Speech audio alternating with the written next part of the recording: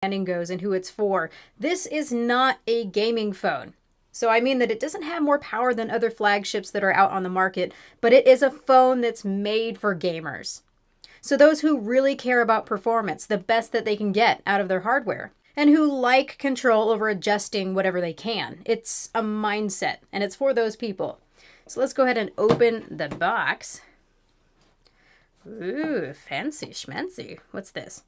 Whether you're watching movies in bed, listening to music on your run, or kicking virtual ass on your commute, you need a device that delivers breathtaking visual, cinematic audio, and the power to last all day. So that's a nice little letter there. Tossing that aside, here is the phone. And boy, wow, very first impression is that this has got some heft to it. So let's go ahead and pull this wrapping up. Oh yeah. All right. It's got a nice cool metal feel to it. It's got a nice matte finish to it. I like that embossed logo. I've seen that there are some limited edition ones that are green. That feels really nice in the hand and looks a lot like the Next Bit Robin did, which is not surprising considering this thing's origins. This phone feels really nice and sturdy, and I do not mind this boxiness. All of the phones that are coming out these days have glass on the back. Really, not many of them are metal these days, which is why I like the OnePlus 5T and the OnePlus 5. I still like metal phones. Now, spec-wise, this thing is a beast. It's got a 4,000 milliamp hour battery inside of it. We've got a 5.7-inch display. It is a 16:9 aspect, and I'm actually pretty happy to have a native 16:9 aspect for media watching. It's got Quad HD resolution, 515 pixels per inch. We have the Snapdragon 835 SoC inside of this thing. We've got 8 gigabytes of RAM. It's got 64 gigabytes of internal storage, but we do have an SD card slot, which should be paired with the SIM card. We've got Qualcomm Quick Charge 4.0. Yes, you can see down here at the bottom that there is no headphone jack, although in the box, let's go ahead and see what else is in this box. There is a dongle in here. Ooh, that's really nice. Nice and textured everywhere. So we've got some documentation. And right here they have the SIM ejection tool for you. Indeed, they show you that the SIM card and the micro SD card are in the same spot. Quick start guide right here tells you about the phone. Ooh, they give you stickers. How Apple of them. Go ahead and see what's in here. So here's the dongle that I told you about. And look at that. It's got a braided cable on it. That's really nice, so I don't have to worry about it getting all tangled up. And we've got the USB-C cable right here. And that's braided too. Wow, this is a really nice package. I don't have a braided cable. And lastly, here we have the power brick. And there we go. This is a really nice unboxing experience. I really wasn't expecting that. Now that I've made a huge mess, let's put this aside and continue talking about some specifications. So on the front, we've got an 8 megapixel camera. We have an ambient light sensor, proximity sensor. You can see right here, we've got speakers, stereo speakers. I really want to check these out. I hear that they are loud and fantastic. And compared to a lot of other speakers on smartphones out on the market right now, that's a nice change. Taking a look at the left-hand side, we've got the volume buttons. At the right, we've got the power button that also is paired with the fingerprint sensor. And I've heard some varied things about how people feel about the fingerprint sensor. At the top here, it looks like we have a microphone. At the bottom, another microphone, the USB-C charging port. Then at the back, we've got a flash. It looks like a dual LED flash and two 12 megapixel cameras at two different focal lengths. So we've got the standard camera and a telephoto camera. So it's that 2x optical zoom that we've been used to seeing out on the market these days. So let's turn this thing on. Now I've heard that this doesn't have the brightest of displays, but I've heard that it's well calibrated, so I really want to test that out for myself, as that's important. So some big things that we are hearing about this display is that it's got a variable refresh rate, which means that the display refresh is in sync with the GPU. So this should avoid stutters and lagging. And the display refresh rate supports up to 120 Hertz or a potential of 120 frames per second in apps that support it. Let's get her all set up, get started. We're going to start as a new phone. We'll get this set up. All right, so everything is set up, and actually this is 24 hours later. After I set this up, I couldn't help myself. I had to go and play with it and just see what this is all about as a phone. And right now I need to say that they're going to be sending me another one because this one's been a little bit finicky and we're not exactly sure why. It's just been in regards to frame rates. So first impressions with the display off is that this is an awesome phone. I just really like the way that this looks. I like the way that it feels. It's very industrial. It feels like I could toss it onto the ground like a rock and nothing will happen to it. If anything, it'll break pavement. That's just to say that it feels very solid and very well built. I do notice that the speakers have just these little plastic strips over them, and I can see that one of them is not completely flush. So that's a little bit of a complaint that I have. Hopefully on the new unit that comes, it'll be a little bit better. Another thing that I notice is that because this is metal, and because they are relying on the metal to also pull heat away from the SoC, this phone gets pretty hot.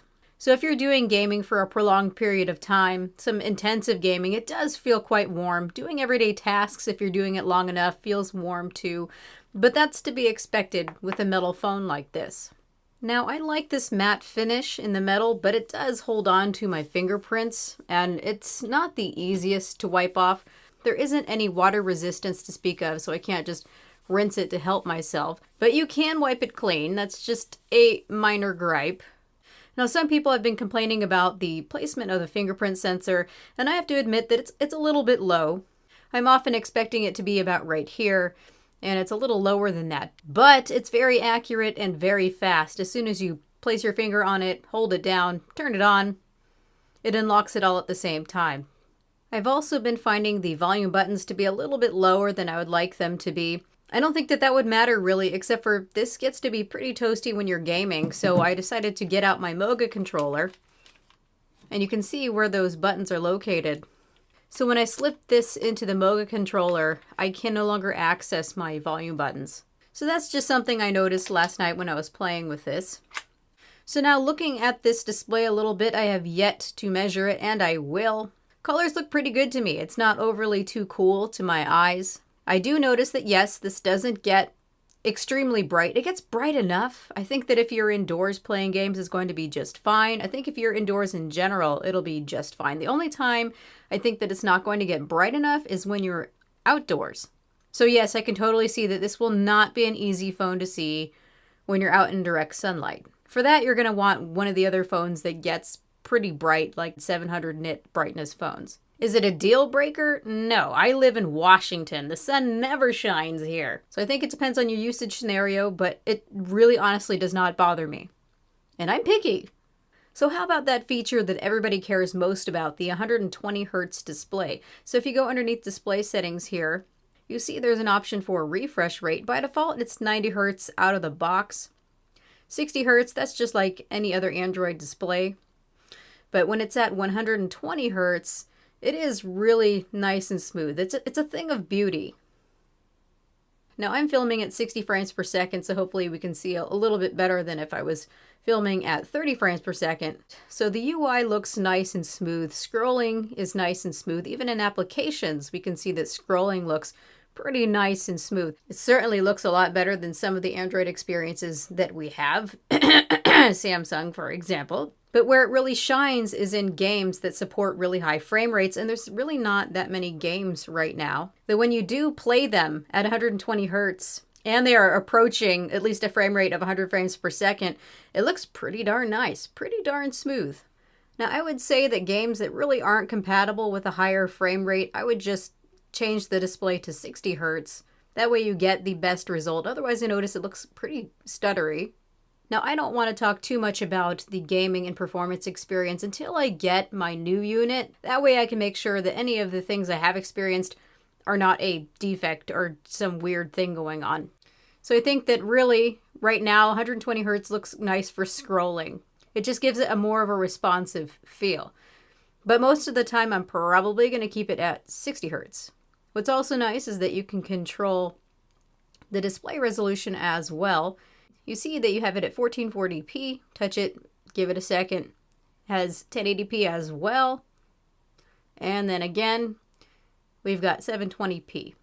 What's pretty cool is that they offer a setting that's called Game Booster. So it tells you Game Booster allows you to individually optimize your games to extend battery life and improve your phone's performance for a better gaming experience. So you've got presets and then you can customize them. Oh, and this right here, this is just my little frame counter. You can turn this on underneath developer options. That way you can see how the games are performing. So I've got a couple of games installed and it's already recognized these itself. You can add games if it didn't recognize them. You can also add other apps too so that you can control how those are performing. So that's a nice touch. So with the presets, you can optimize between battery and performance. I also really like that there is a do not disturb mode for games. So anytime you go into a particular game, you won't get notifications. It's not going to knock you out of it. So if I tap on just say Real Racing to configure it, I can add a custom configuration and I can choose the CPU frequency. So if I want it to be at the max, we can get everything to be at the max, 1440p. We can change the frame rates all the way up to 120 frames per second. You can choose anti-aliasing should you want. Let's save it. Now anytime I run this, it's going to run at max settings. Now of course, the phone is going to get very hot that way and it's going to throttle sooner. But should you want to beef it at full settings, you can definitely do that. One thing that I really appreciate is that this is pretty close to stock Android. It really has that stock Android feel. We have Nova Launcher Prime on here. Usually you have to go to the Google Play Store and pay for the Prime version, but it comes here by default. This is the default launcher. And this is actually the launcher that I use all the time. So I was able to go underneath settings and I was able to go to backup and import settings and I restored the way that I usually have my desktop. I also really love that Nova Launcher supports gestures. So just swipe upward, you can now get to the app drawer, swipe downward, and you get to see what's going on with your notifications and also with your controls. Another nice thing is that they do not fill up this phone with bloatware. It did come with a couple of games, but from what they told me, this is for the press only, and this should not be on retail models. And anyway, I can easily delete them. It just helps me find which games support a higher frame rate. I do like that we've got a theme store. That way you can customize the way that your device looks. I like this one, for example, Razer Smokehouse. And of course, with Nova Launcher, you can do a lot of customization as well. I haven't downloaded them yet, but I usually put pixel icons. The last thing that I want to mention in this impressions and before I get my second phone, the speakers on this device are awesome.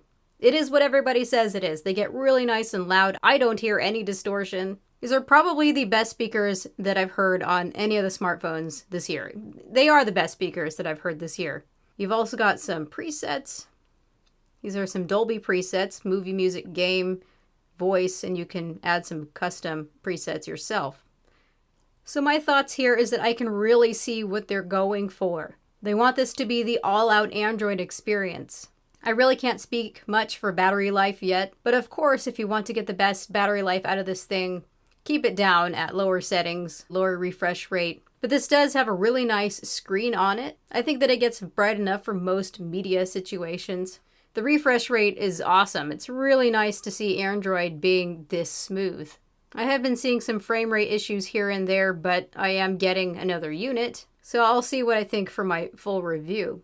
So this has been Erica, the technology nerd who likes to film stuff. Please rate, comment, and subscribe. Ask your questions. I really want to test this and see just how well it performs, especially in comparison to the other flagship devices out there. So ask your questions. Have a good night, you guys. Bye!